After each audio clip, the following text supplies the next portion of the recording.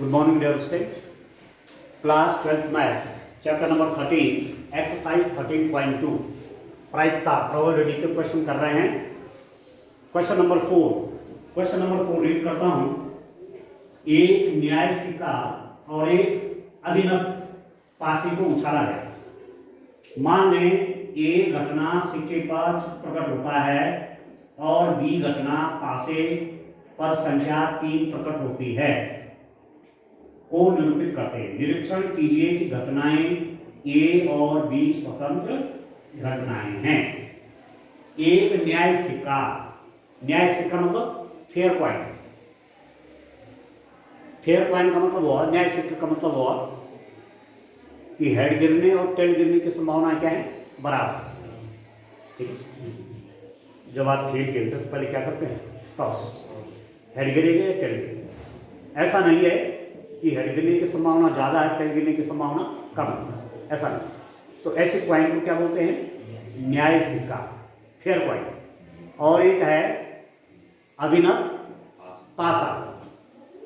एक शब्द होता है अभिनव और एक होता है अनभिनव.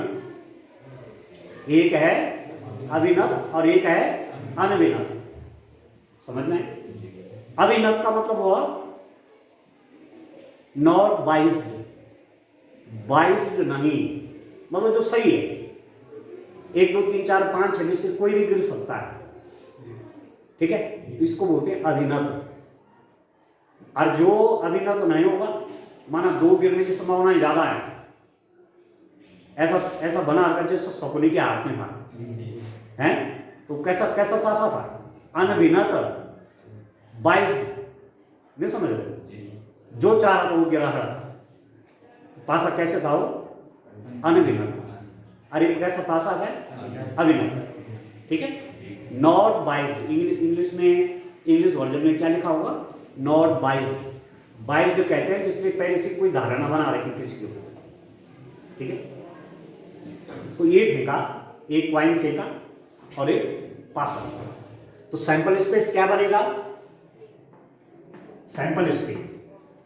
सैंपल स्पेस बनेगा भाई. पासे पे हेड निकला और कॉइन पे हेड निकला और डाइस पे 1 निकला. कॉइन पे हेड निकला, डाइस पे 2 निकला. कॉइन पे हेड निकला, डाइस पे 3. हेड और 4, हेड 5, हेड 6. ठीक है. या क्या हो सकता है, कॉइन पे क्या निकला, tail 1, tail 2, tail 3, tail 4, tail 5 और टेल 6. अब ठीक है, ये समझदार. सैंपल स्पेस में ये तो होगा, ये सैंपल स्पेस बना. अब क्या कह रहे हैं आपसे कि ए घटना सिक्के पर चित्र प्रकट होता है. घटना के सिक्के पर चित्र प्रकट होना. सिक्के पर चित्र प्रकट होना. ठीक है. कॉइन शोज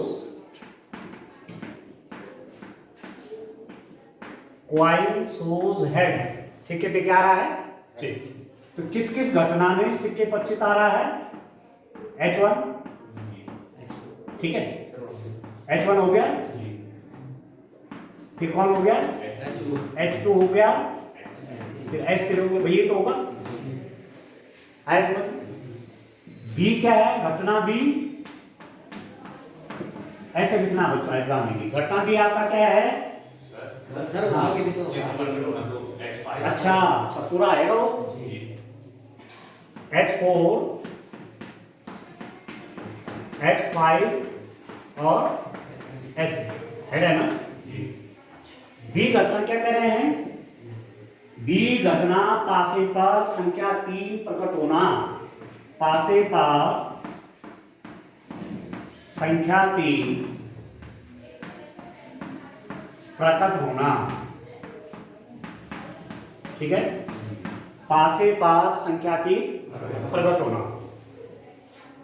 क्या लिखते हैं, डाई सोस 3, डाई पे क्या आ रहा है, 3 आ रहा है। बी में कौन कौन एलिमेंट आएंगे, H3 एंड T3। क्यों बच्चों,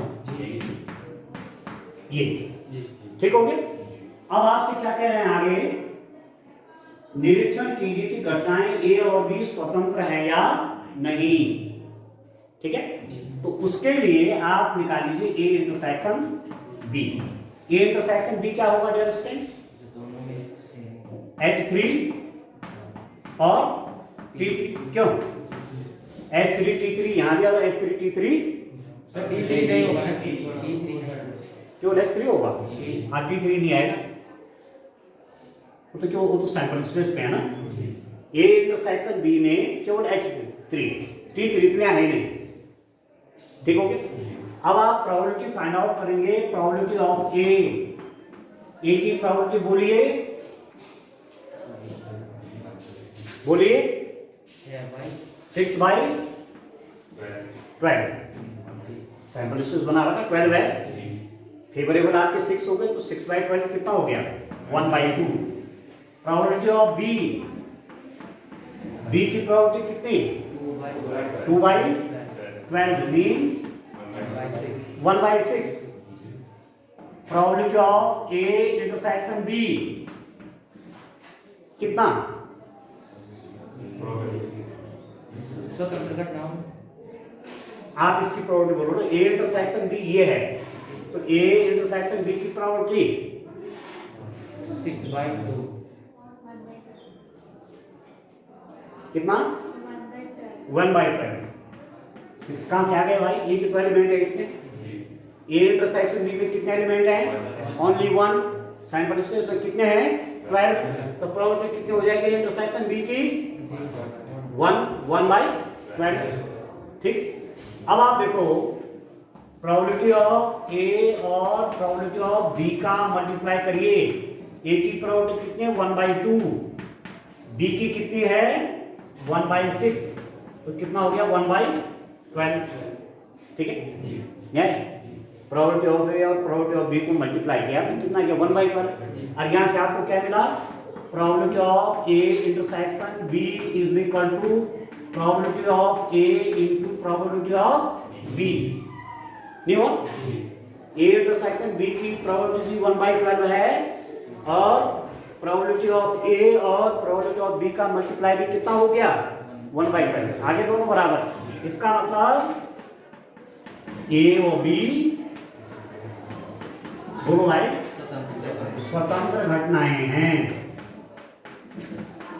ठीक है, A and B are independent events, independent events. आपकी समझ में बात आई कि नहीं आई, तो सिंपल से टेस्टिंग है इसकी। दो घटनाएं स्वतंत्र घटनाएं कहलाएंगी कब, जब probability of A intersection B बराबर probability of A into probability of B. Two events A and B are called independent when probability of A intersection B is equal to probability of A into probability of B. Simple testing करनी, ठीक हो गया। चलिए next question आप देखोगे student, question number 5। इस प्रकार के क्वेश्चन आए और पहला वाला चैप्टर भी आपको अच्छा लगा होगा कंडीशनल प्रॉपर्टी का, तो यही समझ लो कि यही चैप्टर आपके मेन है। ये कि हो गया एक आपका, दूसरा वाला जो मैं पढ़ा रहा हूं, और एक तीसरा बेस्ड करो, उससे 6 मार्क्स का क्वेश्चन आता है, मुश्किल से 8-10 क्वेश्चन उसके एग्जाम्पल भी करना है बच्चों। ठीक है, बोर्ड में एग्जाम्पल कम से कम जो है 20 से 30 मार्क्स के एग्जाम्पल रहते हैं सॉल्व, अब बच्चे उनको छोड़ देते हैं, वही पेपर में आ जाता है, फंस जाता है। पिछले साल में बोर्ड में 6 मार्क्स का आ गया ऐसा क्वेश्चन, अब बच्चों ने क्या था, सॉल्व है वो किया हुआ क्वेश्चन। अब नहीं करते हैं बच्चे, केवल एक्सरसाइज क्वेश्चन करते हैं, कई बार छोड़ देते हैं उसको, और वही क्वेश्चन 6 मार्क्स का गलत है। ठीक हो गया, इसलिए ऐसा नहीं करोगे पहले आप शॉर्ट एग्जाम्पल करें तब चले एक्सरसाइज के ऊपर। अब इसको देखो आप, क्वेश्चन नंबर 5 देखो।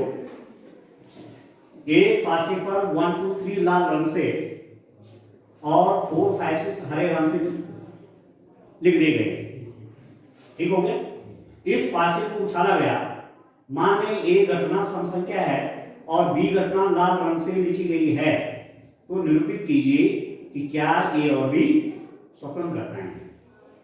ए डाई इस रूप में कर रखा है कि रेड कलर से 1 2 3 लिखे गए, 6 स्पेस होते हैं उसके, एक पे 1, दूसरे पे 2, तीसरे पे 3, चौथे पे 4, पांचवे पे छठवां 6। तो 1 2 3 जो फेसेस हैं वो रेड कलर से हैं, ठीक है। और 4 5 6 किससे हैं? वो हरे से। अब क्लियर हो गया होगा, ठीक है। तो सैंपल स्पेस बना लीजिए। सैंपल स्पेस S बराबर रेड 1, क्यों रेड 1 जो है लाल रंग से लिखा गया है, रेड 2, रेड 3, ठीक है। फिर ग्रीन 4, ग्रीन 5, ग्रीन 6, ठीक है। आर हमने रेड लाल और G फॉर ग्रीन। अब आप समझ गए होंगे, ठीक है। लाल रंग से 1 लिखा गया है, लाल रंग से 2 लिखा गया है, लाल रंग से 3 लिखा गया है, ग्रीन कलर से 4 लिखा गया है, ग्रीन कलर से 5 और ग्रीन कलर से 6। इस टोटल सैंपल स्पेस बन गया। अब इसमें 2 इवेंट्स हैं। एक है घटना ए। घटना ए क्या है? घटना सम संख्या है। घटना सम संख्या है। देखो समझ करके करना, याद नहीं होती प्रोबेबिलिटी मैंने बता दिया, समझ करके। और तब प्रैक्टिस रहेगी तो फिर एग्जाम में क्वेश्चन कंफ्यूज नहीं होगा, समझ में। घटना सम संख्या है,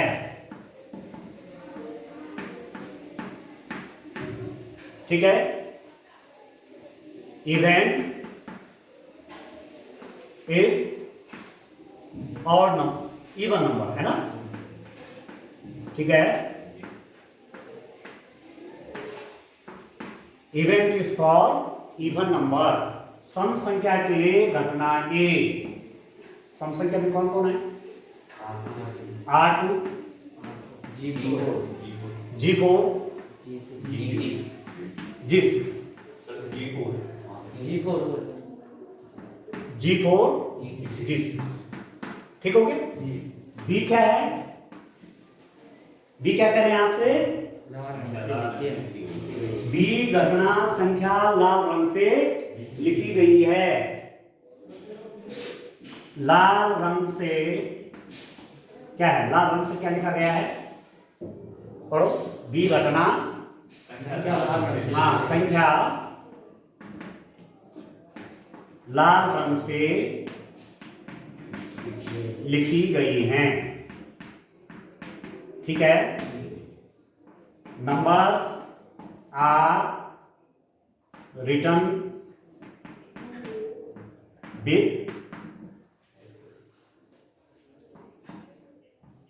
रेड कलर या इन कर दो, इन रेड कलर, ठीक हो गया। तो बी में कौन कौन आएंगे? R1, R2, तुम नहीं बोलोगे कुछ, बोल। R2 के बाद R3, फिर अब नहीं आएगा कुछ, अब नहीं आएगा, नहीं आएगा ना, पक्की बात है। और A इंटरसेक्शन B में, A इंटरसेक्शन B में कोई एलिमेंट कॉमन है? R2, केवल R2 तो है, R2 और R2, ठीक है। डायरेक्शन प्रोबेबिलिटी ऑफ ए, घटना ए की प्रोबेबिलिटी कितना? 1 2 3, 3/6, तो कितना हो गया? 1/2। प्रोबेबिलिटी ऑफ बी, घटना बी की प्रायिकता 3/6, 1/2, ठीक है। Probability of A intersection B, probability of A intersection B कितना हुआ? 1/6 आया समझ में? ठीक है। अब आपको क्या दिख रहा है स्टूडेंट यहाँ पर? आपके probability of A into probability of B. A की प्रोबेबिलिटी कितनी है बच्चों? 1/2। बी की प्रोबेबिलिटी कितनी आई? 1/2 बराबर 1/4। ए इंटरसेक्शन बी की प्रोबेबिलिटी आई कितनी? 1/6। ये है। और प्रोबेबिलिटी ऑफ ए और प्रोबेबिलिटी ऑफ बी का मल्टीप्लाई कितना है? 1/4। तो यहां से आपको क्या दिख रहा है? Probability of A intersection B is not equal to probability of A into probability of B. ठीक है, बराबर नहीं हुए ना? क्यों भाई? बराबर है 1/6 बराबर है 1/4 के? नहीं है ना? इसका मतलब this implies that A and B are not independent events. ठीक है, ए व बी स्वतंत्र घटनाएं नहीं हैं। ठीक है, ठीक है बच्चों, आंसर भी चेक करते रहिए साथ साथ। यहां पर ए और बी स्वतंत्र घटनाएं नहीं है। क्वेश्चन आपका समझ में आएगी? ठीक है ना? चलिए अब क्वेश्चन नंबर, ठीक है आंसर? अब क्वेश्चन नंबर 6 देखो बच्चों। क्वेश्चन नंबर 6 की ओर चलिए, देखिए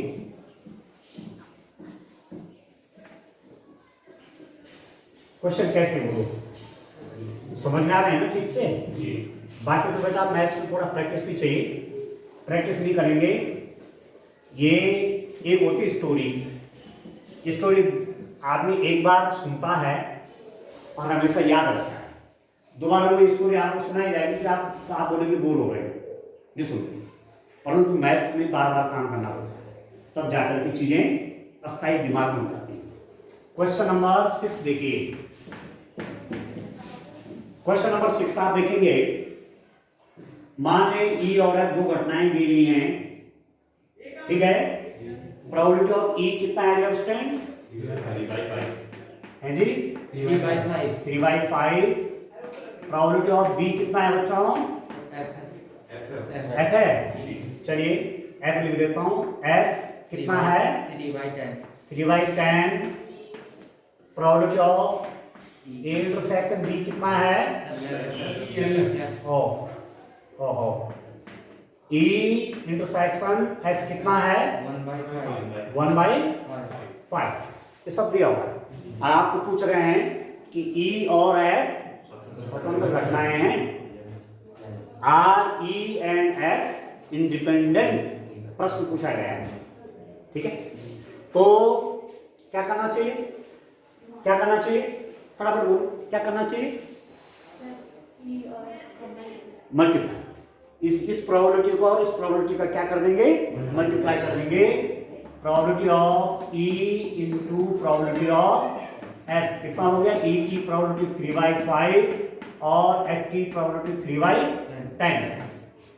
नहीं ये तो कटेगा नहीं, कटेगा नहीं कट रहा। 9/50 हो गए है बच्चों, 9/50 तो हो रहा है। तो आपको क्या मिला? Probability of E intersection F की वैल्यू इन दोनों प्रोबेबिलिटीज के, ई और एफ की प्रोबेबिलिटीज के मल्टीप्लाई के बराबर नहीं है। इसका मतलब ई व एफ क्या लिखेंगे डियर स्टूडेंट? स्वतंत्र घटनाएं नहीं हैं। ई और एफ स्वतंत्र घटनाएं नहीं, ठीक है ना? E and F R not independent event. अब ठीक हो गए? आंसर चेक किया आपने? ठीक है ना? अब चलिए क्वेश्चन नंबर 7। ये छोटे छोटे प्रश्न है, 2 नंबर के क्वेश्चन है। 2 नंबर के भी आते हैं ना क्वेश्चन, तो 2 नंबर के हैं। कई बार 4 मार्क्स के भी दे सकते हैं यहाँ से। प्री बोर्ड के पेपर में भी यहाँ से क्वेश्चन आना है बच्चों, कोई ना कोई क्वेश्चन ऐसे जरूर मिल सकता है आपको पेपर में। अब आप देखिए क्वेश्चन नंबर 7 देखते हैं। क्वेश्चन नंबर 7 क्या है? क्वेश्चन नंबर 7, ए और बी ऐसी घटनाएं हैं दी गई हैं जहां probability of A equal to 1/2, probability of A union B equal to 3/5, probability of B is equal to P. P का मान ज्ञात कीजिए। पहला वाला दे रखा बच्चों आपको, घटनाएं परस्पर अपोजिट हैं, घटनाएं स्वतंत्र हैं। क्या क्या दिया हुआ है दोस्तों? प्रोबेबिलिटी ऑफ ए कितनी दी हुई है? 1/2। और क्या दिया हुआ है? Probability of A union B. A union B कितना दिया हुआ है? 3/5। और probability of B is equal to P. B is equal to P. P दिया हुआ है। आपको क्या करना है? पी की वैल्यू चाहिए। पहली स्थिति में क्या दिया हुआ है? घटना है परस्पर ए और बी परस्पर अपवर्जी हैं, पहली कंडीशन ये, ठीक है। A and B are mutually exclusive events. अब यहां आपने ध्यान देना है, एक कंडीशन है स्वतंत्र घटनाएं, उसमें probability of A intersection B क्या होता है? Probability of A into probability of B, ठीक है। एक होता है परस्पर अपवर्जी। अब देखो परस्पर अपवर्जी शब्द बड़ा इंपॉर्टेंट है, ये ध्यान रखना, इसको नोट भी कर लेना। परस्पर अपवर्जी का मतलब हुआ कि जब एक घटना दूसरे के आने को रोकता है, ठीक है। आपने क्वाइन टॉस किया, हेड गिरा, ठीक है, तो हेड ने किसको आने से रोका? ठीक है। आपने डाइस टॉस किया, इवन नंबर आया, इवन नंबर ने आने से किसको रोका? Odd number. तो इवन नंबर और ऑड नंबर, ये घटनाएं क्या होंगी? परस्पर अपवर्जी। जब एक घटना दूसरी घटना के आने को रोकता है तो वो घटनाएं क्या कहलाएंगी? परस्पर अपवर्जी, ठीक है। इसका मतलब क्या हुआ कि इनके बीच का intersection, this implies that if A and B are mutually exclusive events, then certainly there is no common elements between A and B. इनमें कोई भी कॉमन एलिमेंट नहीं होगा। जैसे मैं डाइस को टॉस किया, मैंने कहा घटना ए शोज इवन नंबर, तो ए क्या लिख दिया आपने? 2, 4, 6। बी घटना मैंने कहा, ठीक है, नंबर शोज और, ठीक है, टॉस जो हुआ है क्या घटना आ रही है? और नंबर 1, 3, 5। ए और बी में कुछ कॉमन है? ये कैसी घटनाएं हुई?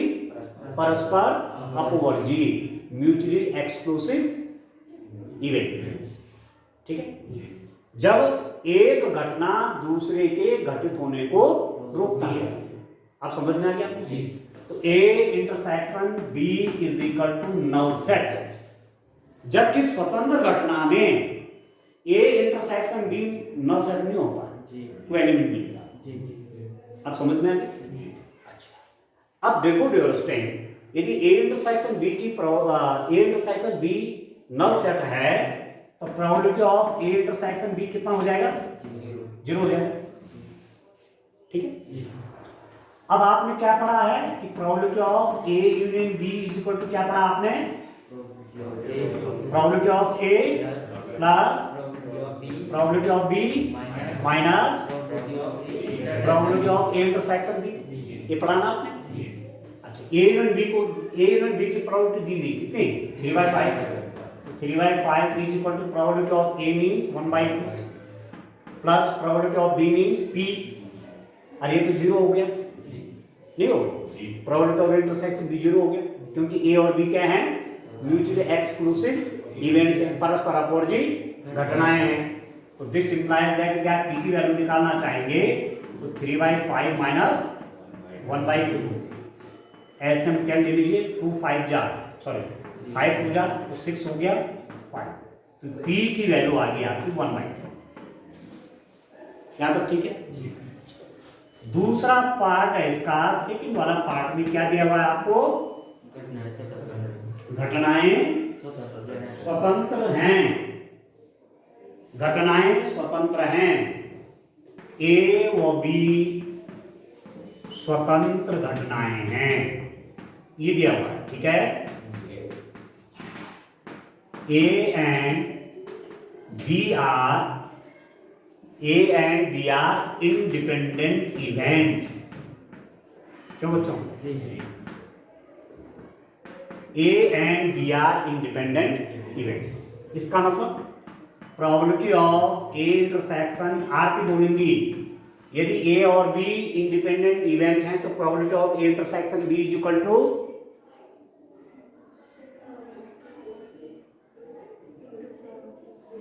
Probability of A into probability of B होगा। यहाँ पे क्लियर है। अब आप फॉर्मूला लगाएंगे, probability of A union B is equal to probability of A plus probability of B minus probability of A intersection B. ठीक हो गया। अब इसकी वैल्यू कितनी है, sorry probability of A union B कितना है, 3/5 इज इक्वल टू ए की प्रोबेबिलिटी 1/2, बी की प्रोबेबिलिटी P1 कहाँ है, ये है क्वेश्चन, तो यही है, माइनस इसकी जगह लिख दीजिए probability of A into probability of B, A intersection B को, ठीक है। अभी कितना हो जाएगा, 3/5 is equal to 1/2 plus P minus probability of A means A की प्रोबेबिलिटी कितनी, 1/2 है, 1/2 और बी की P, ठीक है। अब सॉल्व कर देना है, इसको आप सॉल्व कर लेंगे। देखिए इधर कर लेते हैं सॉल्व,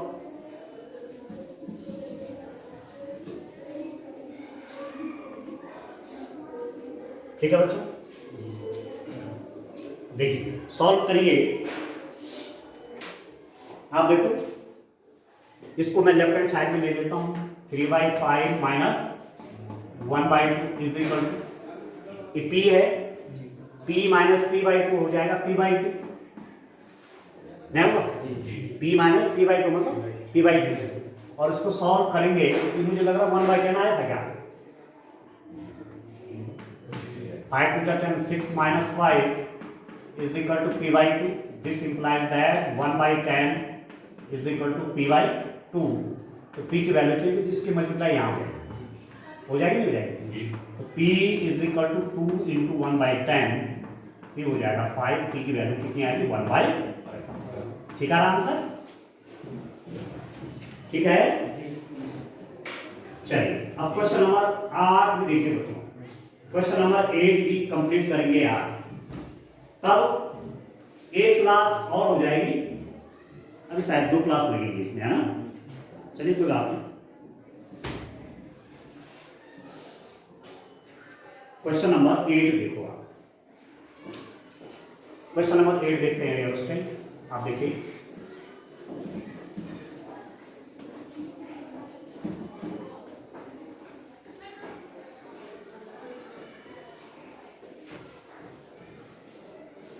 क्वेश्चन नंबर 8 देखिए,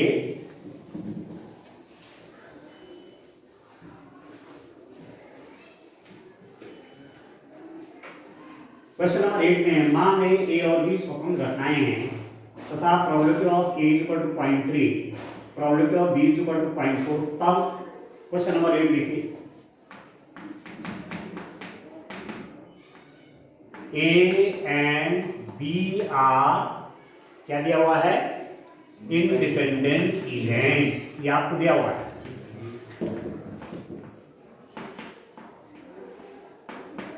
ए व बी क्या लिख देंगे बच्चों?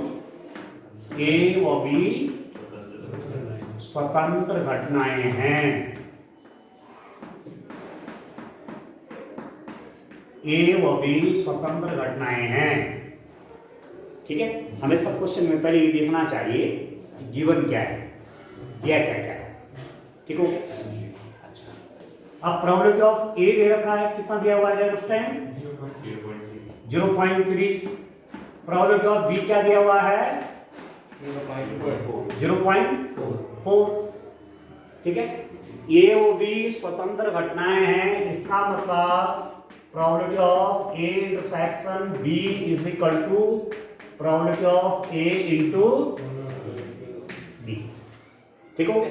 तो यहां से मैं ये निकाल दूंगा probability of A intersection B is equal to probability of A into probability of B. तो 0.3 इंटू 0.4, 4 3 जा 12, 0.1 क्यू। ठीक है, ए इंटरसेक्शन बी की प्रोबेबिलिटी निकल गई। क्या निकालना है आपने? पहले में ए इंटरसेक्शन बी की प्रोबेबिलिटी पूछी हुई है, ये आपका पहला वाला पार्ट है। ठीक है, सेकंड पार्ट क्या है? सेकंड पार्ट क्या है? Probability of A union B. Probability of A union B बराबर probability of A, probability of B, probability of A intersection B. A union B की प्रोबेबिलिटी चाहिए। ठीक है, तो आप देखिए प्रोबेबिलिटी ऑफ ए मतलब 0.3, बी की प्रोबेबिलिटी मतलब 0.4 minus probability of A intersection मतलब 0.12। क्या सब वैल्यू निकली हुई है? तो probability of A union B बराबर 0.3 और 0.4, 0.7, 0.1। तो probability of A union B कितना हो गया डियर स्टूडेंट? इसमें से आप इसको क्या कर देंगे? माइनस। तो 0.7 माइनस करेंगे, डेसिमल की सीट में डेसिमल 0.12 ऐसे लिखा जाएगा। ये तो जानते हो है, तो बहुत दिक्कत हो जाएगी। 8.5 आएगा यार, है सर? 0.5। ठीक है, ये यूनियन बी आपका याद है या तो ठीक है आपको? आंसर भी ठीक है जी। अब है, अब क्या दिया हुआ है? थर्ड वाला पार्ट में क्या दिया हुआ है आपको? हाँ बोलो, पढ़ो Saurabh. Probability of A B and B is already कैसे पढ़ेंगे इसको बताइए? probability of A when B is already आप बोलो कौन? हाँ sir probability of A when B already. Anuj, क्या नाम इसका पीछे? Rohan, probability of A Robin, sir एक विषय पर हाँ तुम बोलो बालिकाओं में से। भाई एक चैप्टर हमने पूरा पढ़ा दिया है, अब या तो इसको पढ़ना भी नहीं आ रहा आपको तो दिक्कत नहीं हो जाए। बोलिए सर हैं? हिंदी में हाँ हिंदी में बोलो। सर एक ही सब प्रतिबंधित हाँ, एक ही सप्रतिबंधित प्रायिकता जबकि घटना भी हो चुकी है। Conditional probability of A when B has already happen या बी हैज ऑलरेडी अकर, कुछ भी कहो। ठीक है, तो यहाँ पर आप बोलेंगे सप्रतिबंधित प्रायिकता। आप एक ही प्रायिकता बोलेंगे तो तब बोलेगा ये कहाँ से आ गया रोहन बाबू? ठीक है, अच्छा अब रोहन बोलेंगे इसके लिए क्या फॉर्मूला है? कंडीशनल प्रोबेबिलिटी ऑफ ए की is equal to probability of B A intersection B, A intersection B divided by probability probability of B. Probability of B. A intersection B की प्रोबेबिलिटी क्या है dear student? 0.12 divided by B की probability क्या है? 0.4 4। जी। अब देखो यहाँ decimal के बाद एक डिजिट है, यहाँ 2 है, यहाँ 1 है, यहाँ भी 2 बनानी पड़ेगी, यहाँ 0 बढ़ा दो, ठीक है। डेसिमल के बाद 2 डिजिट है, यहाँ भी यहाँ भी। अब आप हटा सकते हैं 12/40, 3/10, ठीक है। आगे समझते हैं कंडीशनल प्रोबेबिलिटी ऑफ ए, ये। अब इसी में आपको क्या पूछा गया है, नेक्स्ट पार्ट इसका, कंडीशनल प्रोबेबिलिटी ऑफ बी। क्या होगा कंडीशनल प्रोबेबिलिटी ऑफ बी? आप बोलेंगे, बोलिए, conditional probability of B is equal to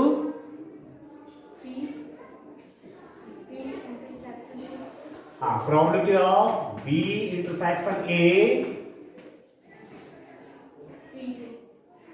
probability of A. ये सबको क्लियर है ना? जी। अब ए इंटरसेक्शन बी बोलो चाहे बी इंटरसेक्शन ए बोलो, एक ही बात है, जी। नहीं है? जी। अब ये आपने निकाला हुआ है प्रोबेबिलिटी ऑफ बी इंटरसेक्शन, ये आपका है 0.12 divided by probability of A. Probability A कितना है? 0.3।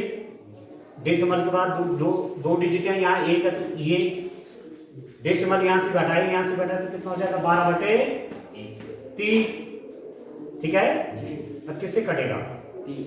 6 से, ये हो जाएगा 2/5। Probability of conditional probability of B आपका 2/5 आ गया। ठीक आ रहा क्वेश्चन? ठीक है बच्चे, आंसर ठीक आ गया है? हम लोग में दे रहे थे 0.4 कितना दिया हुआ है? जी 0.4 है ना, तो आप लिख देंगे इसको 0.4। अरे ठीक था ये वाला, नहीं, ये भी डेसिमल में है, 0.3 आ गया समझ में? तो अब ये जो चैप्टर आपका है, इसमें 2 लेक्चर और करके ये चैप्टर आपका कंप्लीट करने का प्रयास करें, ठीक है। तो आज के लिए आपके लिए इतना काफी है। Thank you.